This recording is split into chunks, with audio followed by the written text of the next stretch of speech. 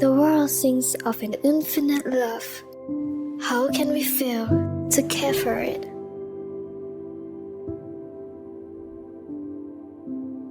Laudato Si sounds like a very big word, and it actually means be praised. And it comes from a song. And this song is composed by St. Francis of Assisi. He says, "Be praised, my Lord, through Brother Sun, Sister Moon, Sister Water, Brother Fire, Sister Mother Earth." And here he recognizes that God is our common Father, then all creation is brother and sister. Whether it's a human person, or is it one of the creatures that God created? And if we're able to see as God sees, then we'll love as God loves.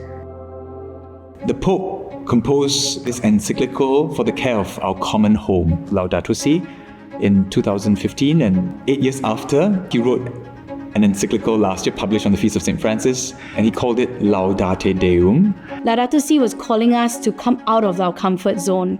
And I think all the more Laudato Deum is even calling us further out of that to tell us that there is urgent action needed right now.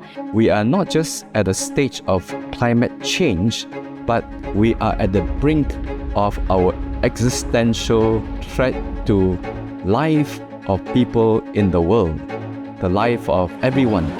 The loss of biodiversity has impacted livelihoods of communities everywhere in the world, increase in surface temperature throughout the world. The climate crisis today has also created climate refugees.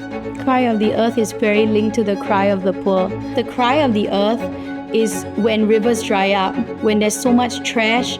The people living within or below poverty lines, they are our farmers, they are our fishermen, they are people that depend so much on natural resources that are slowly drying up.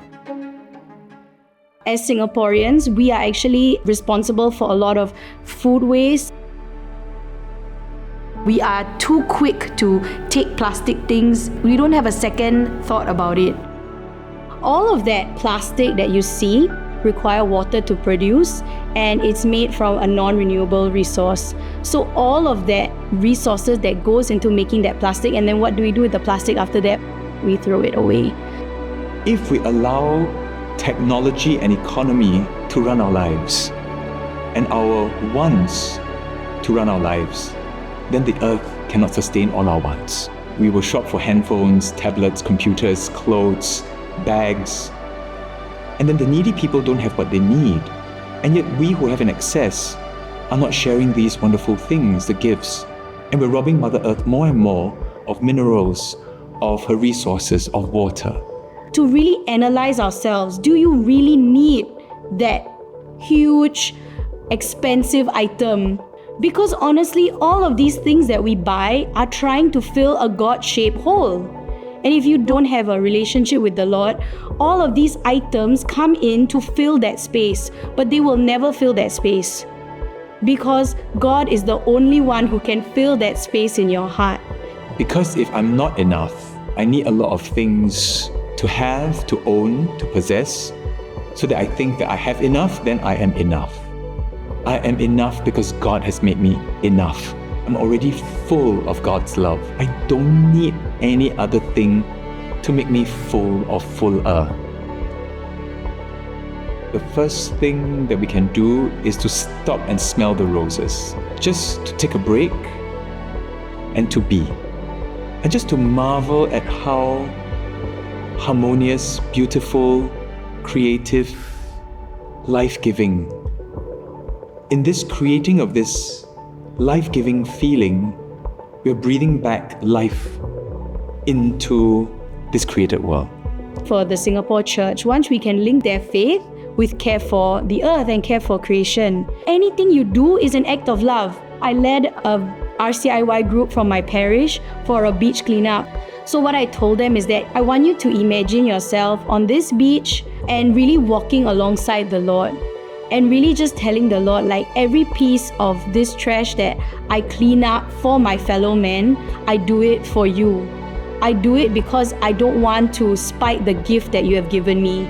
Pope Francis says in this document Education in environmental responsibility can encourage ways of acting which directly and significantly affect the world around us, such as avoiding the use of plastic and paper, reducing water consumption, separating rubbish, cooking only when can reasonably be consumed.